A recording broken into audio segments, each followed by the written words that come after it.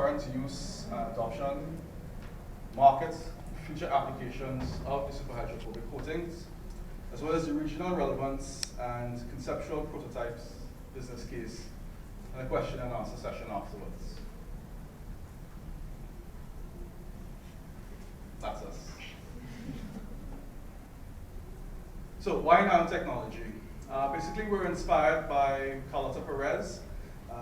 She basically said that development is a process of accumulation of technological, social capabilities dependent upon taking advantage of successive different opportunities. Shifts in direction, technical change associated with each technological revolution essentially provides the best opportunities for catching up. Trinidad and Tobago, as we know right now, we're not really at the forefront of technology.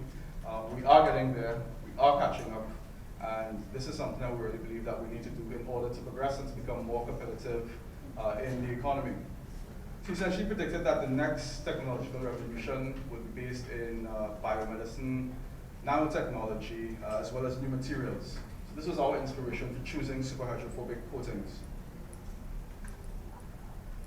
This here is a brief graph just demonstrating the technological revolutions over the past well, couple hundred years actually. We see that technological revolutions generally happen every 40 to 60 years. And it's important for economies to hit each window of development in order to advance. So we see here we go from textiles, railway, automotive, the computer with the internet. All of these are technological revolutions that allow us to go further and to progress as a, well, I guess as a human, as a civilization. The next step we have here is nanotechnology. Now, if you can get the video and the audio going, we'd like to show you a brief video from Ms. Perez herself. You know, most people think that technology just is continuous progress, continuous change. But in fact, technology changes by big chunks, 40 to 60 years of deployment of each technological revolution. We now have our information technology revolution. The old industries that are very powerful and very big are very conservative by then. When the new technology comes, you need people who are willing to risk on these young engineers who have crazy ideas. So this is the time to shift. This is the time to move towards the golden age, a sustainable, global golden age. That means lifting all those enormous profits can be made from the environmental industries. But it depends on us. It depends on our policymakers. It depends on political opinions because it's got to be shaped. It will not happen just by the market. Okay, so I think I'm going to stand over here. I think my voice is powerful enough that everybody can hear me. Agreed? Yeah? All right, so we're going to go into nanotechnology and what is nanotechnology. Essentially, it's just the understanding and control of matter at dimensions roughly 1 to 10 nanometers. Nanometers roughly 1 billionth of a meter. So basically, we encompass nanoscale science, engineering, technology, involves the imaging, measuring, modeling, and manipulation of matter at this particular length and scale. Richard Friedman, he was the first to really talk about the concept of nanotechnology. He gave a talk on There's Plenty Room at the Bottom.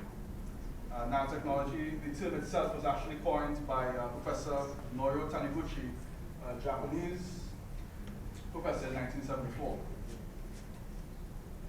I'm going to give another video here, try to keep it as fresh and interactive as possible.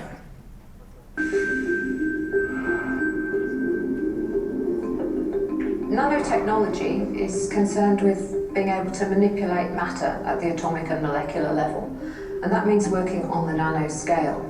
And to see matter at this scale, we need to use really powerful microscopes, which focus down to tiny areas on even tinier specimen dishes. To give you an idea, to set it in context, if we look at a pin's about 1 millimeter across the head 1 million nanometers. Another example, a human hair is 60,000 nanometers across. When we're working at this nano scale, we're generally referring to structures which are between 1 to 100 nanometers in scale. And when we get down to this atomic level, we start to see very interesting new materials emerge with often quite surprising properties. As an example, if we take the everyday pencil, the graphite that runs through the centre of the pencil, that's carbon. If we reduce that graphite down to carbon atoms, we're then able to build it back up to form carbon nanotubes. And these are minuscule cylinders of carbon, which are very light, flexible and very strong. And they also have very interesting electrical and heat conductive properties.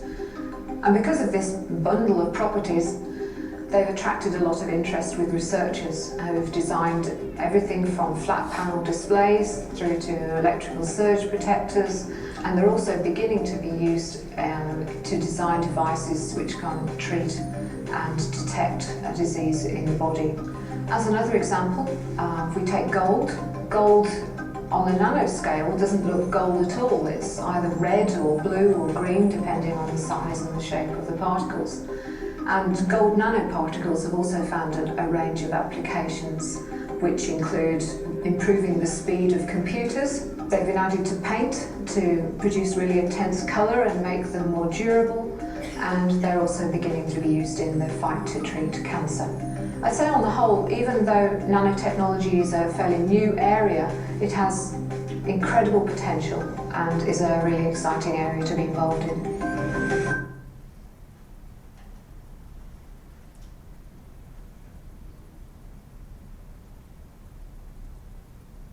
Okay, so we're going to go straight into the lotus effect and hydrophobicity. Now some of these terms you're going to have to roll them around in your head, let it roll off your tongue, so we get a little bit familiar on what exactly it is. So basically the lotus leaf is naturally hydrophobic. The surface of the lotus leaf itself is quite coarse at the nanometer scale. So water droplets literally roll around on the leaf without actually forming any water droplets. And this is because, as I said, the leaf itself is coarse at the nanoscale. So this is actually a water bead rolling around on the leaf. This is to give you an idea of what a hydrophobic surface, hydrophobic substance is like.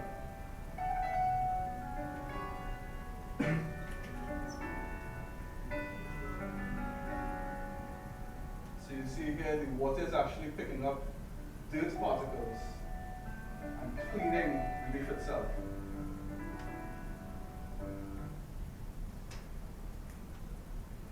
You see, it's pretty interesting stuff. Now, what makes something super hydrophobic? Essentially, the contact angle between water and the surface must be greater than 150 degrees. That's in order for it to be classified as super hydrophobic. Again, we will look at another video, and this will clearly demonstrate the practical applications of super hydrophobic coatings.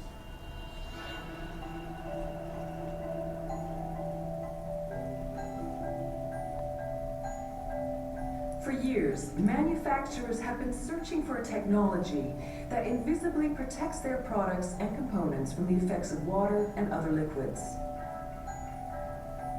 P2I has developed a patented breakthrough by applying innovative nano-coating technology that provides outstanding liquid repellent benefits to almost any material or product.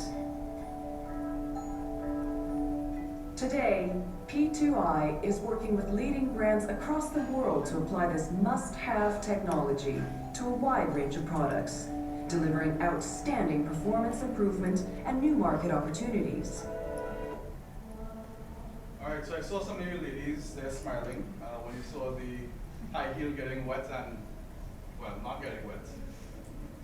So basically, nanostructured super hydrophobic materials repel water at very high contact angle, allowing surfaces to remain dry. So the coating maintains a microscopic layer of air on the surfaces, even when submerged in water. And we're wrapping it around that. Even though it's submerged in water, the actual surface is not getting wet. These are some examples of water in contact angle, so you can see that it actually beats on the surface itself. So a couple of properties of superhydrophobic surfaces: the anti-wetting, anti-corrosive, anti-fouling, antibacterial, anti-fogging, and self-cleaning. Here we can see Hershey syrup being poured on a pair of white shoes. I know if you own white shoes will never do this, but it's running right off. It's literally shooting right off of the surface.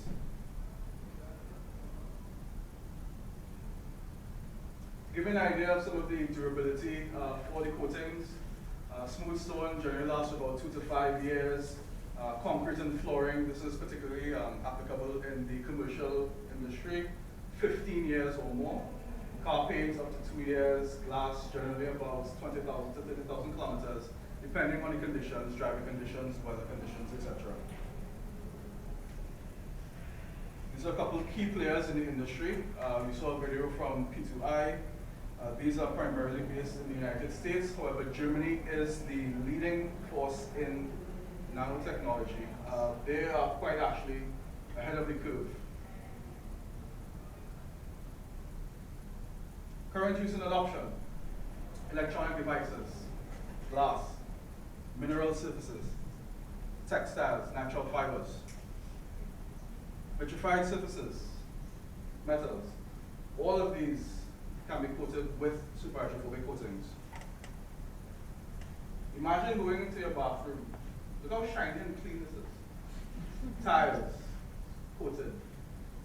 Face basin, mirrors, window, tub, fixtures and fittings, everything coated. How many of y'all have hard water at home? Soap scum, lime, yeah? Imagine the possibilities. ZAG brought you military-grade technology to protect the outside. Now ZAG is bringing you the military-grade technology to protect the inside through HZO.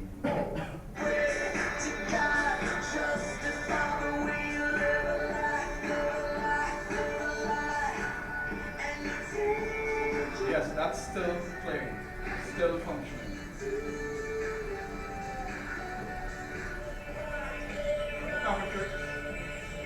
No movie magic. This is science. This is nanotechnology at work.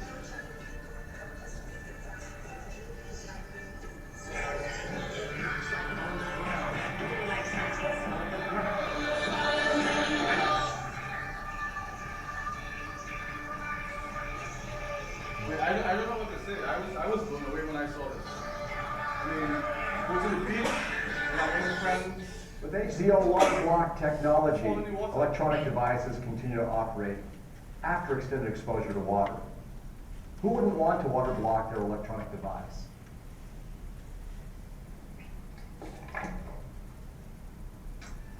Thanks, HZO. Imagine the possibilities.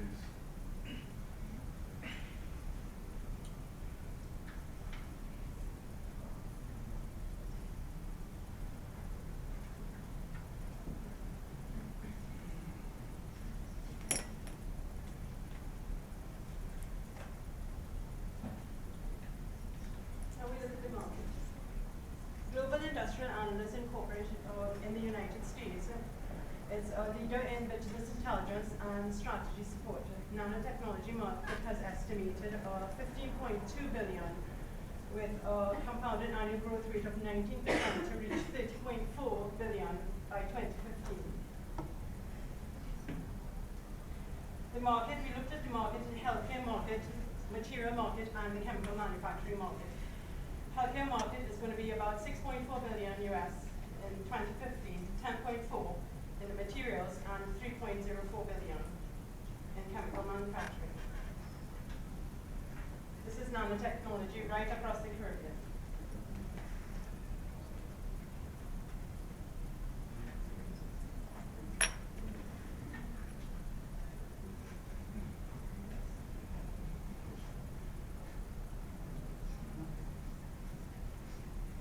Okay, just into the regional relevance. Scope into a nanotech Caribbean. By various accounts, nanotechnology is now viewed or portrayed as the new industrial revolution. Developing countries, if they take the initiative to adapt nanotechnology, they would be positioned as a competitor in the international markets. One of the most fascinating things about nanotechnology is its multidisciplinary nature. Nanotech is embedded across dominant Caribbean interface, biological, agricultural, medical, engineering as well.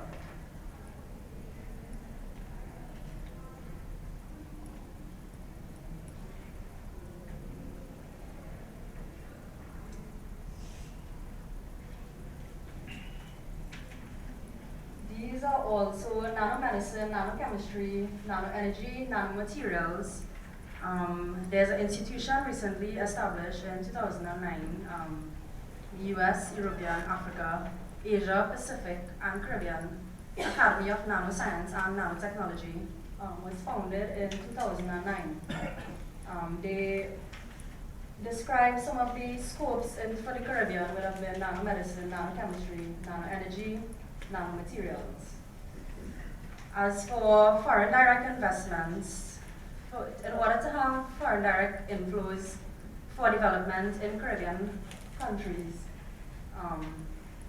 there must be reviews on policy objectives, potential costs and benefits that would sustain economic growth for this development. There must be adequate structures as well as good governance and transparency in order to adapt nanotechnology.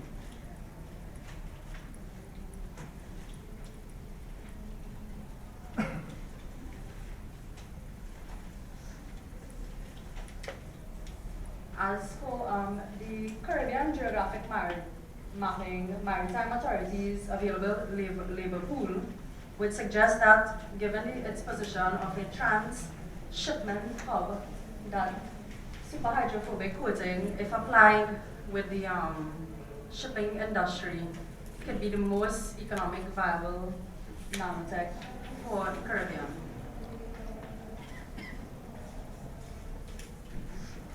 With future applications. As you can see, there's future applications in filtration membranes in the desal plants, antibacterial textiles for hospital healthcare facilities, air filtration systems in commercial buildings, even goes to residential buildings, food production, packaging, storage, anti-fouling, anti-corrosion, superhydrophobic coatings. Desalination. Over 70% of the earth is covered by water, of which 97.5% is covered by salt water and 2.5% by fresh water. Less than 1% of that is accessible to human consumption. In 1999, the United Nations Development Program reported over 200 scientists in 50 countries identifying water shortage as one of the worrying problems for the new millennium. This graph depicts the water usage across different sectors, the highest being for agriculture. We're back to desalination again. For those of you who know what desalination or don't know what desalination is, it is really the removal of salt and other minerals from saline water to produce fresh water that is suitable for human consumption. We know scarcity of water is really aggravated by the population growth of 6.9 billion in 2011, and it's growing to 8.9 billion in 2050. Another aggravating factor is increased urbanization and industrialization. This is a simplified desal process, and the process goes through, just go through quickly. Seawater goes in to a tank, a pre-treatment tank, then by reverse osmosis, there's a separation of the salt water, the concentrate, from the fresh water. It goes through another process for pro-treatment and then freshwater storage. With the introduction of the superhydrophobic process, the reverse osmosis process is now removed and replaced with a superhydrophobic membrane. This was discovered by the University of Florida, which has invented and patented the their license, and they are now in the process of commercialization.